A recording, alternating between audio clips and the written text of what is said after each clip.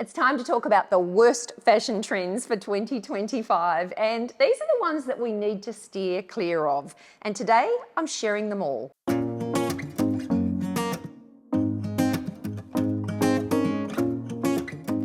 Hi, I'm Leonie, and welcome to my channel. Now, as much as I love experimenting with new styles, not all fashion trends deserve a spot in our closet. And next year, there seem to be some major fashion misses on the horizon, and some styles that are just impractical, they're not gonna last, and I can't see them looking good on many people at all. And they're the trends that I'm focusing on today.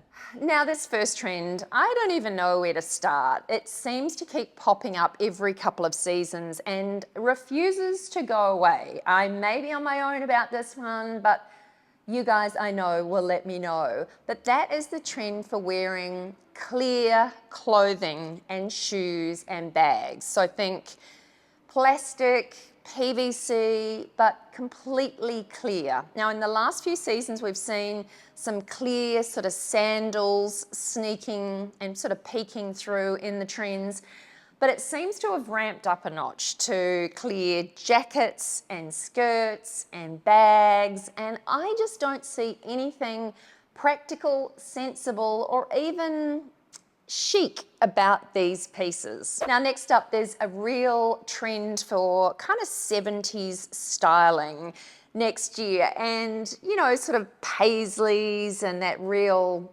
dare I say, Austin Powers kind of styling. And I think that this is a very tricky trend to wear well, I should say. Certainly if you're younger, it's probably a little easier. As you get older, I do think that this is a tricky one to wear because it does tend to run the risk of you looking like you're stuck in a little bit of a time warp of when you perhaps once wore these trends the first time around. But this real sort of 70s styling is tricky to wear top to toe, and that's how it's being shown. If you do like these pieces, what I would suggest is wearing them more teamed back with some more minimalist kind of simple pieces. So you're giving a hint or a sort of a nod to the trend, but you're not taking on the trend top to toe. So that's how I would suggest wearing these pieces and not kind of going overboard with them. And I suppose that often is the case when it comes to fashion. If we sort of pull things back a little bit and err on the side of caution, it does tend to create more of a modern looking outfit as opposed to looking a little bit like a fashion victim and kind of going so hard on with the trends that you lose your own sense of personal style. I feel like I'm rabbiting on, but let me know what you think in the comments below. What do you think of the 70s styling? Like me, do you think that it's okay in small doses, or do you think wear it top to toe? What do you think? Oh, and before I forget, I mentioned Sleep and Glow pillows in a recent video, and it turns out that a lot of you guys went and bought one too, so I'm super pleased to hear that.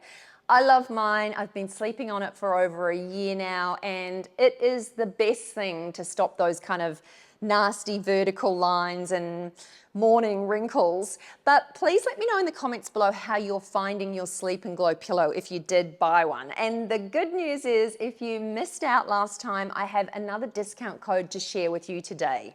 But if you haven't heard of Sleep and Glow before, it's an amazing memory foam style ergonomic pillow that is basically designed to prevent those vertical lines forming. And as I said in my recent video, I've slept on my Sleep and Glow pillow for over a year now, and the difference that it has made to my skin is amazing. The fact that if I go away or sleep in a hotel and have to sleep on a regular pillow, I wake up in the morning with definitely those vertical lines, those deeper kind of grooves that are not smile lines, they're not happy, natural lines on your face. They're definitely created by your face being sort of smushed into the pillow. And that's where Sleep and Glow is amazing. So it has these sort of little cradled sections here. So essentially this part here is where the side of your face is kind of supported and stays when you're sleeping. It's probably hard to show you here, but as you can sort of see, my face is not actually touching the pillow. it's cradling my head. It's super comfortable. It has this cradle on both sides. It also has a little sort of divoted area in the middle here. So if you're a back sleeper like I am often, I'll wake up in the morning on my back. It creates a beautiful ergonomic space for your head to perfectly sit. It also supports your entire body, and it comes with these beautiful silk pillow slips as well. And what I find with these is that they don't seem to absorb my evening skincare products, and my hair is kind of silky smooth, and I don't wake up with sort of crazy bed hair in the morning, and that's because of the beautiful quality of the silk pillow slips that come with them as well. So think about it if you would like to buy one yourself if you missed out last time, or if you'd like to spoil a family or friend this Christmas, then definitely take advantage of my discount. So that's 15% discount using my code StyleInsider15, and I will leave a link to Sleep and Glow in the description box below. But this is my absolute best kept secret for really trying to look as good as I can for as long as I can, and keep away some of those nasty, non-natural lines and wrinkles on my face. Now, it seems like every uncool shoe becomes an it shoe, and this season, I don't even know where to begin with this trend. It is for almost shoes that look like toe socks. Do you remember back in the day, I think in the 70s, 80s it was, where toe socks were a thing? So each little toe had an individual, like gloves for your feet. You know what I'm talking about. Well, the same thing is happening with shoes. Now, I've seen these in the past, the sort of the cloven shoe. I've never been a fan of it, and it's kind of gone one step further this season. So shoes that actually look like feet, but they're shoes. I'll show you some photos here so you can decide for yourself. I'm sure real sort of die-hard fashion lovers will like this trend, but for the rest of us, I think, oh, this is kind of crazy. Yeah, I just think these shoes are uncool, not flattering, and for that reason, they should stay in the uncool pile and not become an it style. Oh, I just don't like them. Now, bubble skirts and bubble hemlines have certainly been having a moment in fashion, and I've really warmed up to this look. I think that there's definitely a way to style some of these pieces that can look really modern and elegant. But what I have seen happening next year with this style is that they are becoming a little more exaggerated, and I think for that reason, these kind of exaggerated puffball mini style skirts are a particularly hard trend to wear. The thing with these skirts is that they are quite sort of theatrical looking, and they almost look like a ballerina tutu. So they work really well on the runway, but not so well in a real setting.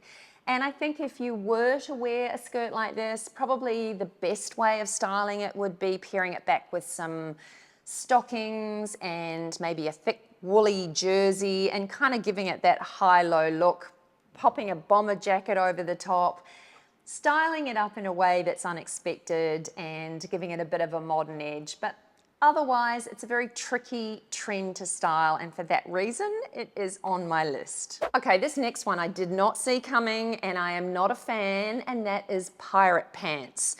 So think absolute pirate pants in the way of they're like harem pants, but they've got that little gathered part a couple of inches from the bottom to sort of give them that little pirate flare out thing. And I just don't know anyone that these pants are going to suit.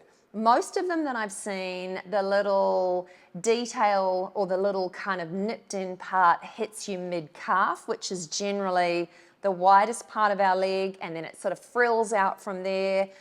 It's just, again, it's sort of a theatrical look and not elegant. It runs the risk of giving the illusion of shortening your legs, and anything that sort of nips you in at a certain spot on your body is going to draw your eye and the attention to that area. So it's going to emphasize that area and kind of cut you off so that you look like your body's in sort of various segments. So it's cutting that sort of streamline that a pant offers.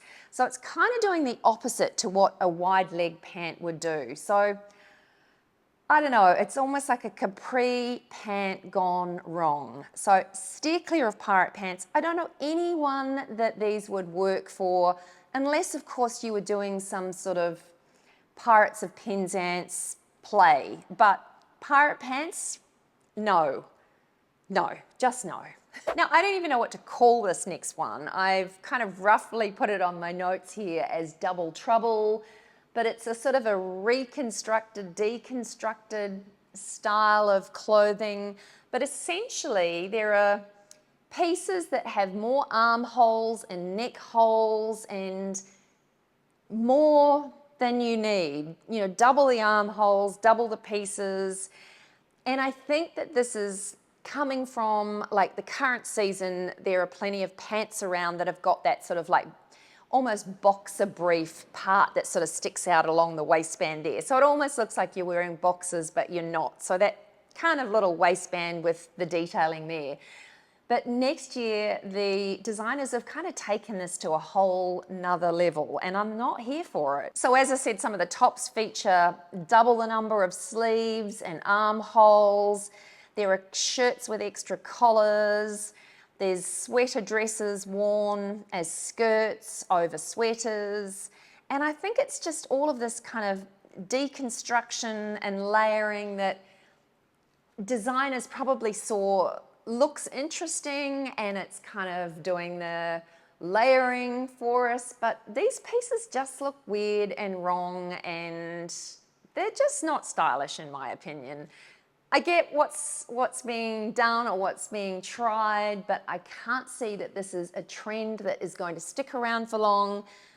It's not timeless, and it's a little bit of a fad. And for all of those reasons, this particular trend that I don't even know what to call is on the list. Now, I suspect I'll come under fire for adding this one to the list, and that is fur and feather trimmed shoes. So think stilettos and sandals, and these featured really prominently on the spring-summer runways. So as always, we can expect to see some of these styles trickling down to the ready-to-wear collections, and they will be in stores. And I can see that they're feminine and fun and pretty, but the downside to them is that I can't see them wearing very well. I mean, imagine if it rains and you've got your little feathery slippers on outside. Anyway, maybe I'm just getting too practical and sensible in my old age, and I should just relax and go with some of these flirty, fun trends. But I just can't see that this is a trend that is going to work for many people at all. As I said, if you're happy to buy a pair of shoes that you will wear very occasionally for a little bit of flirty fun, then all great, that's totally fine. But I can't see these being around for long, and I can't see them being a particularly practical trend to try. So that's why these shoes are on my list. Now, animal prints are one of the key trends happening at the moment, and animal print is again, and I often get pulled up in my videos when I talk about animal prints as trends, because of course they are considered a neutral, and they're a classic and a trend or a piece that most of us own at least one or two animal print pieces. But what is happening next year is animal prints are exaggerated. So think really bold, bright, larger than life animal prints. So anything in fashion that is kind of exaggerated or really sort of blown up is not for the faint-hearted, and that's probably why I've put them on this list. Now, I do think the younger you are, the easier it is to wear top to toe animal prints, and certainly some of these really bold animal prints.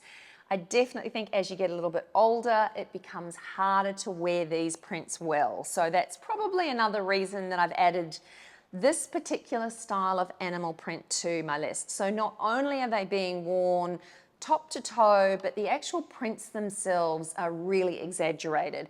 that in my mind becomes a really tricky trend to wear. Now this one I'm definitely going to come under fire for, and that is jumpsuits. Now over the last few seasons we've seen overalls and jumpsuits sort of starting to creep in, and next year they seem to be kind of taking center stage. Now maybe this is because maxi dresses needed a little bit of an update. I don't know, but designers showed a lot of jumpsuits on the runway. Now, I've added them to the list today because I definitely think the bathroom issues that come with wearing a jumpsuit far outweigh the convenience of a one and done when it comes to an outfit.